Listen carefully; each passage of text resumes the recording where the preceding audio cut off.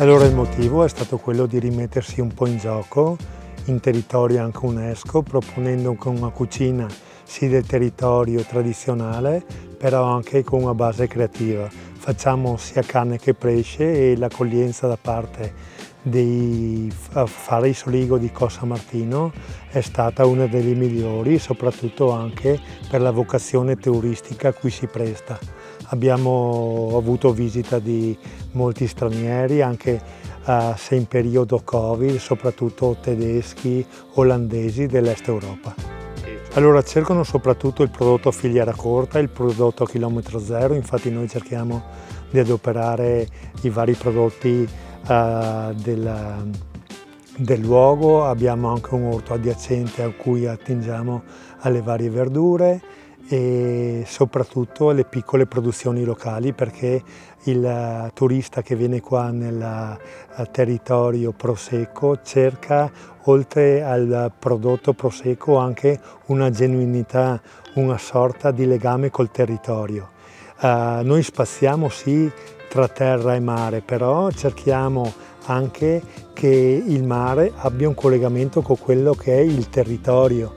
Inseriamo sempre qualche prodotto del territorio che faccia da trade union anche con prodotti che non sono di qui, e questo viene molto apprezzato. Conegliano è indirizzato più a un consumo più cosmopolita, legato soprattutto, oltre all'aperitivo, anche a una cucina più internazionale. Invece internazionale radicata al territorio, però con spunti più creativi. Qua invece viene vista la creatività con buon occhio, però si dà molto spazio anche a quello che è la tradizione. Allora, la nostra idea di cucina è di non dare una svolta tanto nel piatto, nella preparazione, però nei metodi di cottura, di preparazione, usando soprattutto condimenti vegetali, l'olio extravergine, i prodotti dell'orto, soprattutto alleggerire e lavorare su una cucina che sia sana, leggera e ecosostenibile.